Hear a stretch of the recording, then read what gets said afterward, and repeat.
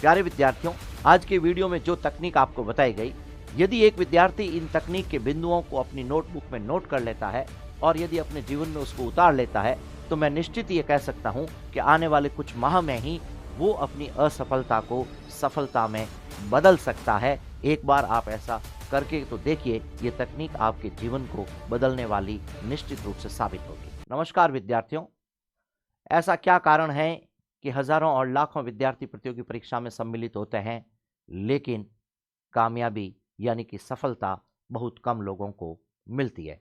आज के इस शानदार सेशन में मैं अपने प्यारे विद्यार्थियों के लिए वे संपूर्ण जानकारियां लेकर के आ गया हूं, जिससे इस सरकारी नौकरी को प्राप्त किया जा सकता है और इस असफलता का जो ये दाग है, इसको हम हटाएं और हमारे जीवन को हम खुशहाल बनाएं। ऐसा क्या मंत्र हो सकता है, इस पर हम कुछ बातें करेंगे। तो साथियों, तैयारी सभी लोग करते हैं, ये हम सब जानते हैं, पर हर किसी व्यक्ति की नौकरी नहीं लगती है। उसके मूल मंत्रों में से पहला मंत्र होता है टाइम मैनेजमेंट। यानी कि अगर एक व्यक्ति अपने जीवन को, अपने लक्ष्य को निर्धारित करके समय का प्रबंधन कर देता है कि मैं इस पाठ्यक्रम को, इस प्रतियोगी परीक्षा को इस तरीके से अचीव करूंगा, इस टारगेट को मैं इस समय प्रबंधन के माध्यम से प्राप्त करने का प्रयास करूंगा, तो अनेक ऐसे उदाहरण हैं जिन्होंने अपनी कामयाबी को प्राप्त किया। तो साथियों, टाइम मैनेजमेंट के लिए एक छोटा सा एग्जांपल आपको देना चाहता हूं।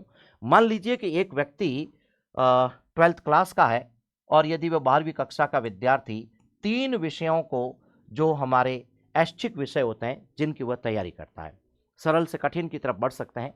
जैसे मान लीजिए कि इतिहास का विषय है, या फिर हम कह सकते हैं कि भूगोल का विषय है, या साथियों यह कह सकते हैं किसी भाषा में हिंदी या अंग्रेजी का विषय है।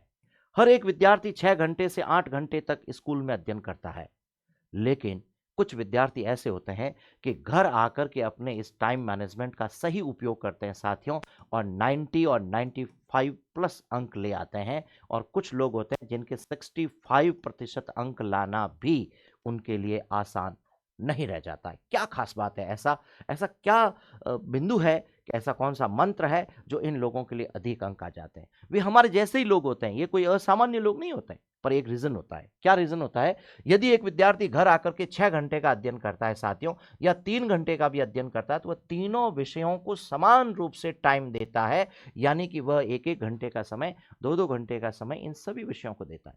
ऐसा करने से जो उसे प्रतिदिन पढ़ाया गया, वह उसका अभ्यास कर लेता है, अपने होमवर्क को पूरा कर लेता है, अपने रिवीजन को पूरा कर लेता है, और ऐसा निरंतर चलते रहने से उसको कामयाबी मिलती है। अब बात करते हैं प्रतियोगी परीक्षा की तैयारी करने वाले, चाहे फर्स्ट ग्रेड और सेकंड ग्रेड की तैयारी करने वाले विद्यार्थी। यदि वो ये मानते हैं कि मैं तो सर 8 घंटे का समय लेकर पढ़ने के लिए बैठता हूं, तो साथियों उसे एक विषय को पढ़ने के लिए, एक फर्स्ट और सेकंड पेपर को पढ़ने के लिए उसे 4-4 घंटे का समय देना चाहिए, और प्रतिदिन देना चाहिए।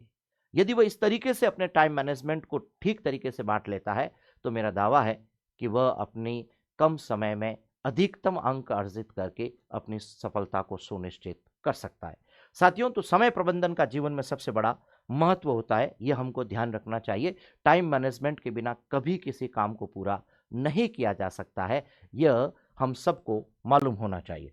साथियों, दूसरा महत्वपूर्ण बिंदु है पाठ्य सामग्री। यानी कि किसी प्रतियोगी परीक्षा की तैयारी करें तो उसका एक निश्चित पाठ्यक्रम होता है, और निश्चित पाठ्यक्रम को पूरा करने के लिए हमें समय चाहिए, और समय मैनेजमेंट के अकॉर्डिंग हम उस पाठ्यक्रम को तय कर लेते हैं कि हमें कौन कौन से भाग को अध्ययन करने के लिए हमें कितने समय की ज़रूरत पड़ेगी।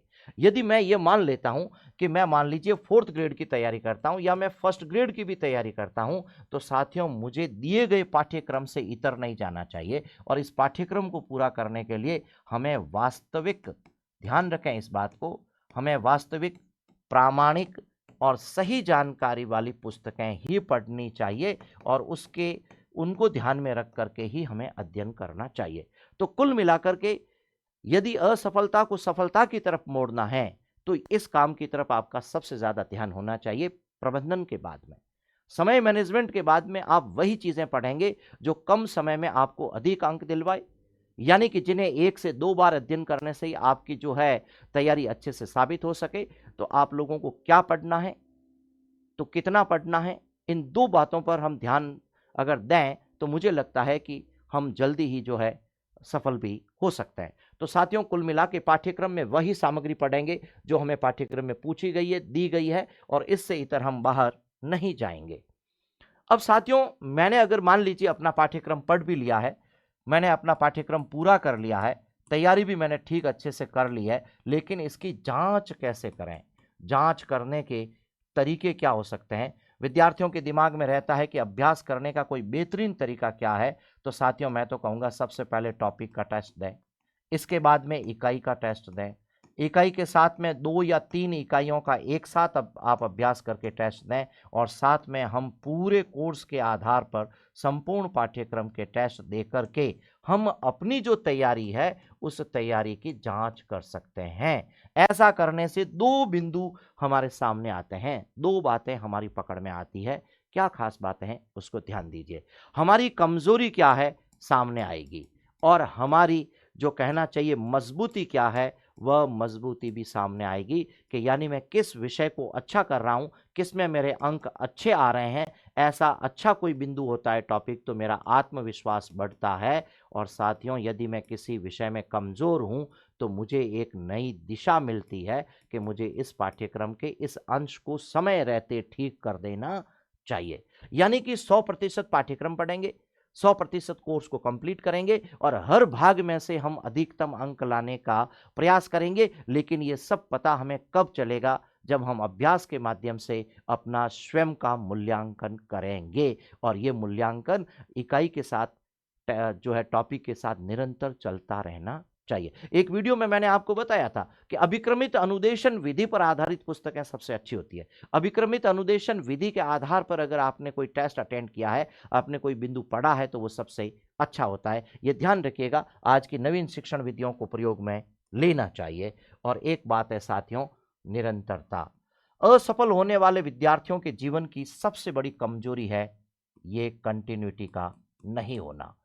ये क्या कमजोरी है? जो साथी विज्ञापन के निकलने के समय पढ़ने बैठते हैं, बहुत कम लोग सफल हो पाते हैं। कुछ ऐसे लोग होते हैं जो 4 माह पढ़ते हैं, 6 माह पढ़ते हैं, 12 महीना पढ़ लेते हैं, साल 2 साल पढ़ लेते हैं, और उसके बाद में अपनी पढ़ाई की निरंतरता को रोक लेते हैं। ऐसे लोगों को सफलता नहीं मिलती है साथियों। तो हमें टारगेट कैसे लेकर के चलना है?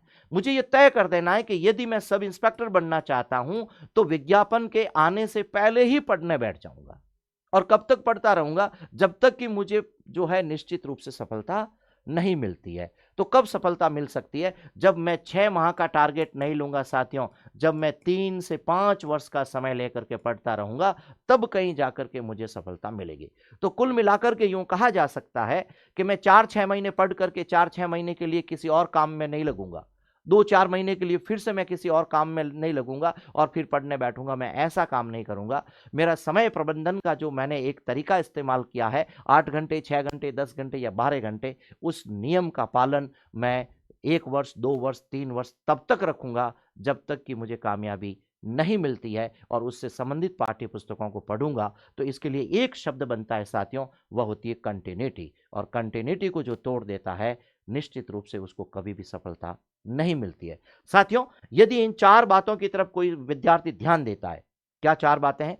यदि कोई टाइम मैनेजमेंट को कर लेता है, पाठ्य सामग्री उचित तरीके से देखकर उसका अध्ययन करता है, साथियों वह निरंतरता का ध्यान रखता है, और साथियों वह अभ्यास करता है, रिवीजन करता है समय के साथ में, तो साथियों मैं यह कहता हूं कि उसको जीवन में सफलता मिलती है, कामयाबी मिलती है। एक खास बात यह भी है, किसी विद्वान ने कहा है कि असफलता का मतलब यह है कि हमने सफलता का जो है प्रयास है वो पूरे मन से नहीं किया है, और जो साथी सफल होते हैं वे सफलता का प्रयास पूरे मन से करते हैं। तब इन 4 बातों का विशेष ध्यान रख के अपने अपने लक्ष्य को प्राप्त करते हैं। तो आज के इस शानदार वीडियो का उद्देश्य यह था कि जो भी साथी किसी प्रतियोगी परीक्षा में सम्मिलित हो रहा है तो वह अपने इन सूत्रों को नोट कर लें, और अपने इन इन महत्वपूर्ण बिंदुओं पर विचार करते हुए यदि आगे बढ़ता रहेगा तो मैं सोचता हूं कि उनको जल्दी ही सफलता मिलेगी। इस क्लास में इतना ही। आप सबके लिए धन्यवाद। नमस्कार, शुभकामनाएं।